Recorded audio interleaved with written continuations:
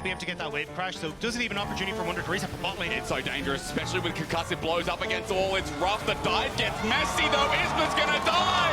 It's a double over to FLICKR and he survives it. Guys, if they take this, I wanna No flash bomb. I wanna go Varus. I wanna go Varus. Okay. Okay, stop side. I ult him. Bomb the flash, blah. Okay, cool come now. I'm on bomb. Okay, cool come now. Okay. Well played, boys. Set play. Okay, stop side if you didn't show bot. Okay, guys. I ult a sec, it was. Maybe it's okay, maybe it's okay. I'm on shit. There's a tower, They can't go into the tower. I'm live. Kalista. Okay, go Nash. Nice. I'm tryharding. I'm angry. I'm angry as well. I'm angry as man. What was that shit gameplay? No flash. Don't. You reach? Up it. Azir. Don't. Really good, guys. Okay. What the f? They're rotating. Driving less. Go Drake now. But is he really? He's got Amelia by the side. The fire's out. He flashes out. Chains of corruption. He tries to fight it, but he doesn't for perks. Flies on in. X-Kick though. They'll finally do it. A big shutdown. But the range finally comes through. X-Kick gets a kill. Niski comes over the wall. Perks is out. But why did Niski do that? He had Flash available too. And the ulti. SK are botching it up, Dagda. No. Jesus. I mean, someone's getting a shellacking after this game. There's Irrelevant is running down Wonder. Oh, no. The Team Heretics top laner trying to get out, but he gets killed. Name him Relevant already. It's been so every single day. He's going to get stunned up, but the root on Patrick's enough for Senna to secure the set and kill. A super shot there. I know Miss Fortune. No flash Miss Fortune. Cansante. Yeah, I'm taking the gates. Okay. No flash on him. Nice. I played this so good, but nice. I blame it. Would love to see Ignar making his way. Ignite. Odo's dead. Yeah, he's just dead. Oh, the Shield, shield. no, I think Ignite still gets him. It's enough for Merwin. Blasting one enough to take down the Rumble. I'm going. You're winning. Nice. Stay with it. Good job, press. Holy. Nice. Do the Nash. Sweden. Okay, do nice. Nice. Yeah. Let's go! Nice. And welcome to the final day of Week 2 here in the LEC Winter Playoffs. SK Gaming and Mad Lion Scouts managed to advance on Saturday, but they are fighting for their lives once again as we decide the last two teams for the final week. We see Mad Lions entering the studio. Vitality is ready as well. And guys, we got a nice refresher reminder of what happened on day one this week. Absolutely. It was quite chaotic as well, wasn't it? As Chaotic we saw a bit is the term, from yeah. Swiffer's coaching reactions. But either way, I was entertained. It set, well, I don't know if it set a good foundation, but it certainly set a foundation for something for teams to improve on. It set an interesting foundation for sure, especially for an eliminating round, Jamada. No fighting for survival after this one. Yeah, like you guys say, a bar was definitely set. And in all fairness, I feel like the rest of the weekend so far, there's been a much better gameplay to maybe feast your eyes on. Interesting League of Legends gameplay for sure. Yesterday, G2 advanced to the grand final once again, 3-0 GB over BDS. I don't even want to blame the preparation from BDS here because G2 just outclassed them on every step of the way. No, absolutely. This was the G2 that we were promised coming into the season and the one that we all expected. We didn't get that, but we saw what it looked like yesterday. BDS had been phenomenal throughout the entire regular season and even up towards playoffs, but going up against G2, you just start seeing a difference between what a great team in Europe looks like and what a good team looks like. And G2 is looking unstoppable right now. What did it come down to, Chamara? I mean, first and foremost, you know, I think the phrase was thrown around yesterday, was it Macromaniacs? Macromaniacs, yeah, that was the one. Macromaniacs was the one thrown around. And I mean, yeah, G2, for the first time it felt like this year, just looked locked in and they were actually focused on playing a wider game as opposed to kind of just looking at directly what's in front of them. I kind of feel a little bit bad for BDS because like you guys say, the preparation wasn't necessarily bad. I wouldn't even necessarily critique the gameplay too harshly. I just feel like G2 were on another level yesterday that BDS simply couldn't keep up with. Any leads of improvement on the side of BDS GB coming into next week? Of course, it's a heartbreaking defeat against G2, but there's some learnings to take from this, I guess. Oh, absolutely. I mean, I still think that they're finding out a lot of their own mid-game by playing up against teams like G2 as well. I think that team fighting is still solid, but I think they have learned that the preparation from the start of the game into some of these team fights, what learnings come for that. And I think specifically when they had to play side lanes. because that is purely just where Caps and his individuality started showing, whereas Nuke has been phenomenal as a team player. We're still lacking that side lane carry aspect potentially. A lot can change within a week. We'll see them next week, of course, but first things first, Vitality today, the first team we're gonna have in our first best of 3. And they played VDS last week, actually. It didn't go quite well for them. What are the takeaways of the series they had when it comes to the preparation? Because Vitality, I still don't know what to make of this team. I mean, Vitality clearly came in with a pretty clear plan in mind, right? It was try and aggress BDS in the early game, try and get a very solid counter pick through the Akali twice, which obviously in hindsight didn't look so great, didn't work out. But it was all about trying to kind of pick on Nuke's what's typically a very passive set of 3 champions he's played. I mentioned it yesterday. It's the Orianna, the Azir, and the Nico. So Akali theoretically great, and then you try and pair that up with Douglas on an aggressive jungler early on, as opposed to something like a hard farmer like we saw previously via the brand. The plan unfortunately didn't work out, though the idea definitely, you can understand it. And I think that's why they lost some of the flexibility that we saw from them, because they're willing to bust out the Yone, they're willing to bust out the Lee Sin, they're willing to bust out, no matter how well they work, they are willing to experiment and adaptations ready, but they set themselves in stone here. I also think that they disrespected the enemy quite heavily in terms of the approach they took to the game itself once we made it in-game.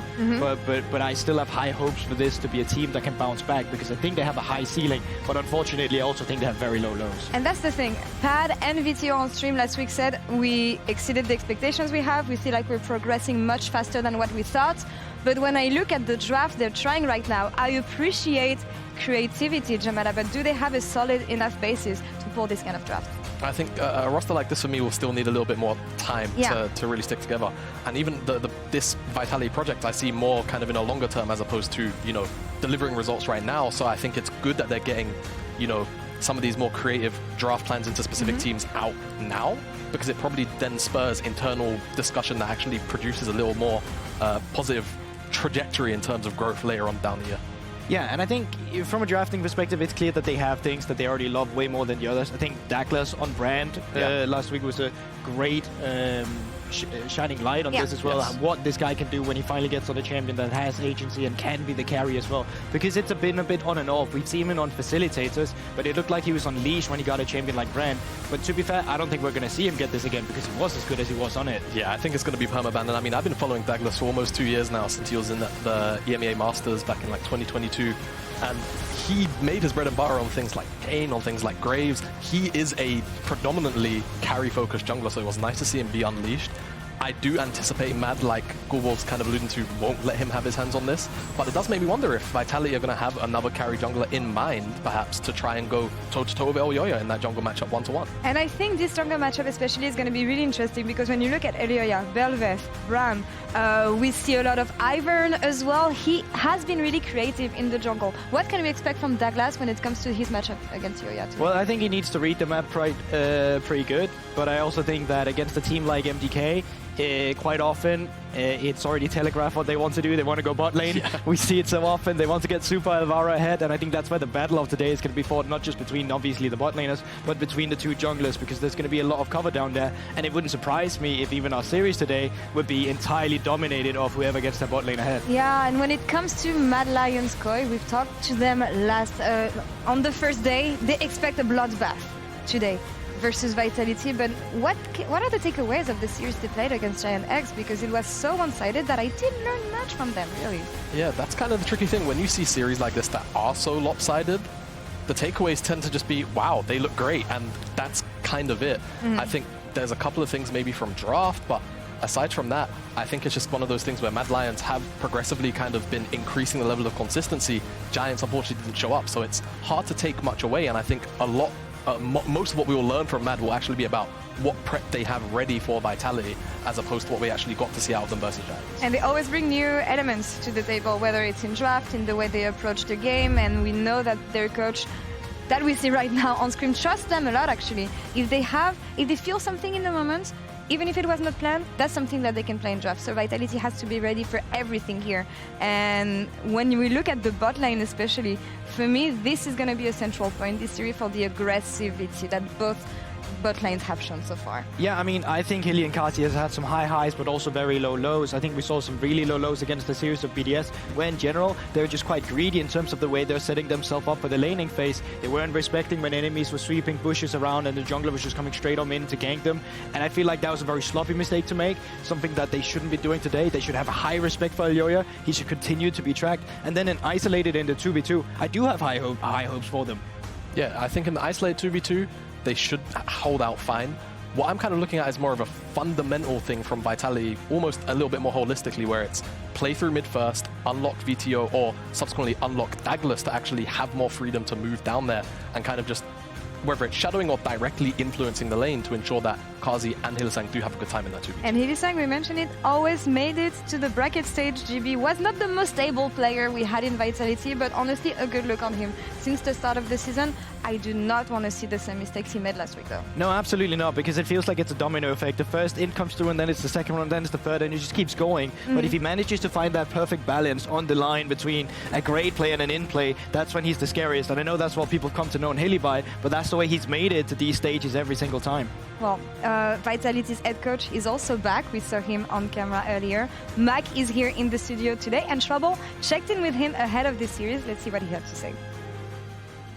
Thank you, Laure. Mac, thank you so much for joining me ahead of your team's game versus Mudkoi. How are you feeling? It's the first time in studio for you this split. Yeah, it is, and I mean it's pretty cool here. Actually, it's really cool. I'm just happy to be back. I'm just happy to be here. It's crazy to think that I've literally not seen the boys on stage. You know, obviously you can listen after the fact, but like being there and seeing, kind of experiencing the emotion and the way they're communicating and the way they're preparing and this type of thing is it's a whole different ball game, right? So I'm really looking forward to that. Would you say it's a little frustrating just looking at them behind the glass? Yes. I think it's also been a great opportunity for me to step back and kind of be happy with giving over some control, right? And Become the viewer? Sure, and it's been a really great exercise for Pad and Carter in terms of their development as leaders. Obviously, Carter already had a lot of experience as a head coach, and Pad had just come back from being a head coach at Worlds. So it's a very easy situation in which to trust them, right? Because they're both excellent coaches in their own right. So from that perspective, it was really good. And I think our relationship as a trio is also very good. So I'm happy. It's great to see your trust to your staff that is here watching the team and basically is feeding you all the information back to you.